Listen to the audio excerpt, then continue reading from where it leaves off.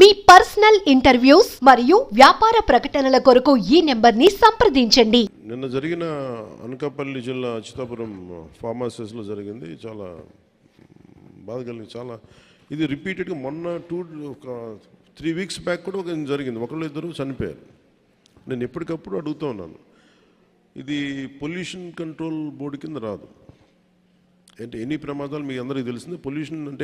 Pollution emissions ఉన్నాయా లేదా check చేయడమే తప్ప, ప్రమాణాలు చెక్ చేయడం తప్ప, ఈ సేఫ్టీ నామ్స్ కానీ ఇవన్నీ ఈ మనకి director of factories, labour, fire department, అలాగే కేంద్ర ప్రభుత్వ ఆధ్వర్యంలో ఉండే petrol and explosive safety organisation పర్యవేక్షిస్తాయి.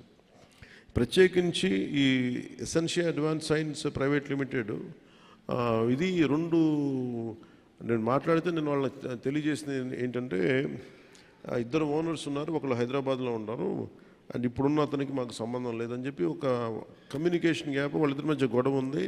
దానివల్ల ఆ సేఫ్టీ నార్మ్స్ తీసుకోవడానికి బాధ్యత లేని నాయకులు అంటే లీడర్షిప్ ఉండటం వల్ల, ఓనర్షిప్ ఉండటం వల్ల వాళ్ళందరూ ఇలాగ చేశారు. అందుకని ఈ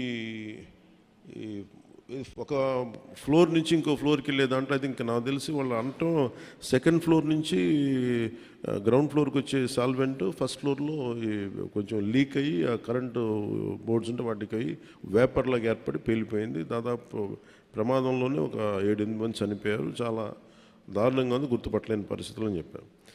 నేను ప్రాబ్లం ఏమవుతుందంటే, నేను సేఫ్టీ ఆడిట్ చేయమని వచ్చిన రోజు నుంచి నేను అందరిని అడుగుతా ఉన్నాను. ఒక ఇష్యూ ఏముందంటే, సేఫ్టీ ఆడిట్ అంటే ఈ యజమానులు భయపడిపోయే స్థాయికి వెళ్ళిపోయారు. వాళ్ళని కొంత ఎడ్యుకేట్ చేయాల్సిన అవసరం ఉంది. ఇప్పుడు ఎనీ టైం సేఫ్టీ ఆడిట్ అనగానే మా పరిశ్రమలను మూసేస్తారా, లేదంటే ఏం జరుగుతాయి, ఎలాంటి రిపోర్ట్స్ ఉంటాయంటే, there are lot of gaps in safety ఇష్యూస్లో చాలా గ్యాప్స్ ఉన్నాయి. సో అందుకని నేనేం చెప్పానంటే, ఇండిపెండెంట్గా పిలవండి. నేను ఆల్రెడీ ఒక రౌండ్ ఆఫ్ మీటింగ్స్ నేను పారిశ్రామికవేత్తలతో చేశాను, ఎస్పెషల్లీ వైజాగ్ ఏరియాలో. హిందుస్థాన్ మన షిప్పింగ్ యార్డ్ వాళ్ళతో కూర్చోబెట్టి నేనేం చెప్పానంటే, మీరు ఎన్ని చర్యలు తీసుకుంటారు పనిచేసే వాళ్ళకి కానీ, పొల్యూషన్ కంట్రోల్ నామ్స్కి సంబంధించి మీరు ఎలాంటి చర్యలు తీసుకుంటున్నారు మాకు వివరించండి అంటే, మేము వాళ్ళు గతంలో కంటే ఇప్పుడు బాగా చేస్తూ ఉంటాను, కానీ they are not to the satisfactory level. ఇప్పుడు ఒకేసారి మనం ఈ పొల్యూషన్ ఇవన్నీ ఈ నామ్స్ అన్నీ పెడితే ఇండస్ట్రీ షుడ్ కమ్ ఫార్వర్డ్. అంటే ఇది నేను చాలా రోజుల నుంచి నేను కోరుకుంటా ఉన్నాను. నేను ప్రత్యేకించి మరీ చెప్తున్నాను. ఇప్పుడు అంటే నేను ఎందుకు కొంత ఒక అడుగు ముందుకేయడానికి నేను ఎందుకు సంకోచిస్తున్నానంటే, ఒకసారి అది ప్రభుత్వానికి ఇబ్బందిగా ఉండకూడదు. గబుక్కి నా ఉద్దేశం సేఫ్టీ ఆడిట్, జనాల ప్రాణాలు పోకూడదు, కార్మికుల ప్రాణాలు పోకూడదు అనుకునే పరిస్థితిలో ఉంటాను నేను ఎప్పుడు.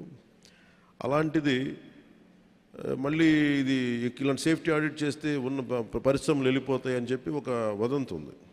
అది కొంచెం మాట్లాడతారు నాతోటి, మీరు ఇలా చేస్తే పరిశ్రమలు వెళ్ళిపోతాయి, పరిశ్రమలకి అనుకూలమైన వాతావరణం ఉండదు అంటే.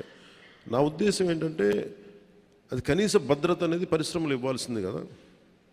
నేను పరిశ్రమల్లో ఇంక్లూడింగ్ ఆక్వా వాళ్ళకు కూడా చెప్పాను. సో గ్రేట్, చాలా సంపాదన ఉంది, రాష్ట్రానికి ఆదాయం ఉంది, మనకి పరిశ్రమల వల్ల చాలా సంపాదన ఉంది. కానీ ప్రయారిటీ ఎవరైతే పని చేస్తారో వాళ్ళకి ప్రాణరక్షణ కూడా చాలా అవసరం కదా. ఆ నామ్స్ ఏంటి ఒకసారి మాట్లాడదామని నేను అనుకుంది ఏమంటే, సెప్టెంబర్ మిడ్లో వెళ్దాం అనుకున్నాను. నా విల్ మేక్ ఇట్ సెప్టెంబర్ ఈ మంత్ ఎండింగ్లోనే నేనే వెళ్ళి కూర్చుంటే ఒక మీటింగ్ చేస్తాను ప్రత్యేకించి వైజాగ్ పొల్యూషన్ కానీ, వైజాగ్లో ఉండే చుట్టుపక్కల పరిశ్రమలో ఉండే సేఫ్టీ నామ్స్, వీటి మీద నిరంతరం ఇది ఒక ప్రాక్టీస్ అయిపోయింది. ప్రతి 2 వారాలకు 3 వారాలకు మైనర్ ఇన్సిడెంట్, మేజర్ ఇన్సిడెంట్ జరుగుతూ ఉంది. వీటికి ఇంకా అది మినిమైజ్ చేయాలి, అసలు కంప్లీట్గా ఎలిమినేట్ చేసే పరిస్థితికి రావాలంటే ఏం చేయాలని ఒక కలెక్టివ్, అక్కడ ఉన్న పారిశ్రామికవేత్తల ద్వారా, ముఖ్యంగా కెమికల్ ఇండస్ట్రీస్ లేదంటే ఫార్మాస్యూటికల్స్ వాళ్ళతోటి కూర్చోవాలి. అలాగే ఫార్మాస్యూటికల్ ఇండస్ట్రీస్ కూడా ఎఫ్లూయెన్స్ 2 కిలోమీటర్ల లోపలికి వదిలేస్తూ ఉంటున్నారు, కానీ దానిలో కూడా చాలా ఇబ్బందులు ఉన్నాయనేది చెప్తా ఉన్నారు. వీటి మీద ఒక క్లీన్ సేఫ్టీ పొల్యూషన్ ఆడిట్ అయితే జరగాలి. అది we will take it forward. ఎందుకంటే ఇది చాలా బాధ కలిగిస్తుంది. ప్రతిసారి చనిపోవటం, సంతాపం ప్రకటించడం లేదంటే ఎక్స్గ్రేషియా ఇవ్వటం, ఇదొక ప్రాణాలకి ఒక విలువ లేకుండా అంటే ఇస్తున్నాం, కానీ అది లోపల చాలా చాలా కలిచేసేది, బాధేస్తుంది. ఇది కొంచెం ఇంటెన్స్ మీటింగే పెట్టాల్సి వస్తుందండి. అది will take it forward in coming days.